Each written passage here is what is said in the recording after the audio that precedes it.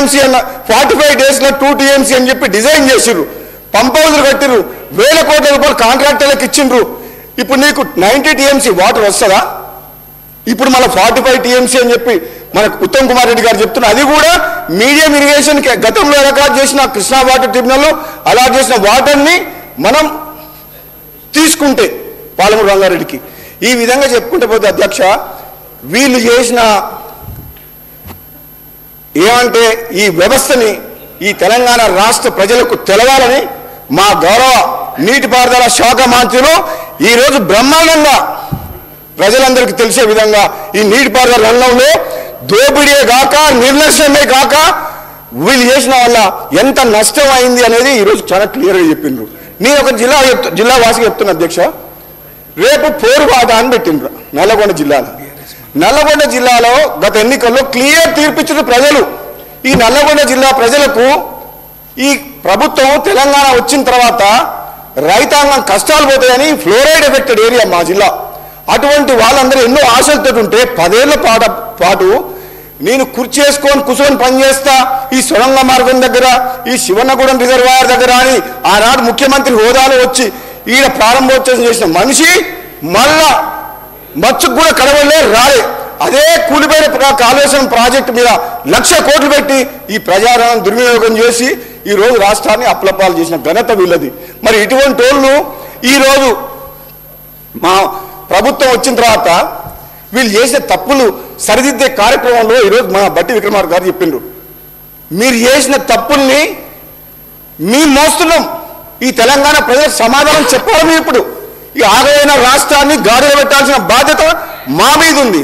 ఇంకా మీరు సభకు అడ్డం తగులుతుంటే, మేము చేసే నిర్ణయాలకు సహకరించకుండా మాటికి మాట్లాడుతుంటే మాకేమనిపిస్తుంది అధ్యక్ష?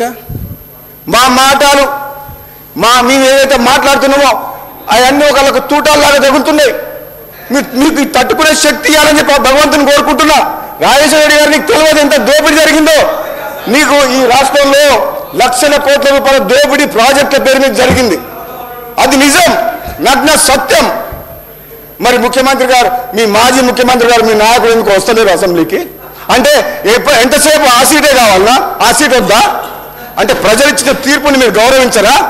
అంటే అధికారం మా శాశ్వతం, ఇది రాజ్యం, ఈ రాజ్యానికి నేను రాజుని అన్న సంగతి అది ప్రజాస్వామ్యం అన్న సంగతి మర్చిపోయి ఆ విధంగా మీరు భ్రమలో ఉన్నారు. కాబట్టి మీ భ్రమలు తొలగిపోయే విధంగా ప్రజలు తీర్పిచ్చిండ్రు. రండి ప్రతిపక్ష సభ్యులు వచ్చి లీడర్ ఆఫ్ ద ఆపోజిషన్గా మీరేం తప్పులు చేసిండ్రు మీ సమాధానం చెప్తూ మీరు కూడా చెప్పండి.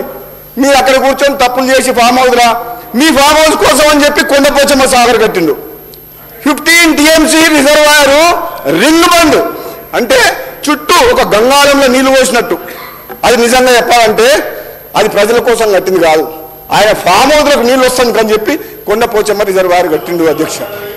ఇంత అన్యాయంగా ఒక రాజులాగా ఒక నియంతలాగా పరిపాలించి ఈ రాష్ట్రాన్ని ఆగం చేసిన మనిషి ఈరోజు పత్తాలేదు అసెంబ్లీకి. మరి ఎందుకు ఆ పదవిలో ఉన్న మా ముఖ్యమంత్రి గారు కరెక్ట్ చెప్పిండ్రు. నేనే నా మనసులో ఉండే ఆ మాట. మరి ప్రజా సమస్యల గురించి అసెంబ్లీకి మాట్లాడేందుకు రానప్పుడు ఆ పదవిలో ఎందుకు ఉండాలి? మా ముఖ్యమంత్రి గారు చెప్పారు, మీ మాటలకు ఏం విలువ ఉంది, మేము ఎంత చెప్పినా వేస్ట్ అని చెప్పేసి. అధ్యక్ష, ఈరోజు చెప్తున్నా, మా జిల్లా మంత్రి గతంలో పనిచేసిన జగదీశ్వర్ రెడ్డి ఈరోజు హాజరు కాలే. మా నల్లగొండ జిల్లాకు కృష్ణా వాటర్ చాలా ఇంపార్టెంట్. ఇంత పెద్ద చర్చ నడుస్తుంది, ఎందుకు రాలేదంటే అక్కడ కేసీఆర్ గారు సభ పెట్టినంత పోరు సభ గ్రామాల్లో జన సమీకరణ కోసం డబ్బులు ఇచ్చి బతిమలాడితే జనం రాము అంటున్నారంట. మీకు సమాధానం చెప్పినాం కదా ఓటు రూపంలో. మళ్ళీ పోరుబాట మీరెందుకు? వాళ్ళకోసారి అవకాశం ఇచ్చిన కాంగ్రెస్ పార్టీకి వాళ్ళు మా ప్రజల కోసం కష్టపడతామంటుండ్రు, మీకెందుకు సభ ఆడుతున్నారు? అధ్యక్ష, 2 నెలలైన ప్రభుత్వం వచ్చి 2 నెలలు 60 రోజులు ఈ ప్రభుత్వం ఉందని మేము 10 ఏళ్ళు భరించినాం. మీరు 2 నెలలకే ఇట్లా చేస్తే ఎట్లా? అధ్యక్ష, నేను ఒక మాట చెప్తున్నా వినండి. మా ప్రాంతం వెనుకబడి ఉంది అధ్యక్ష.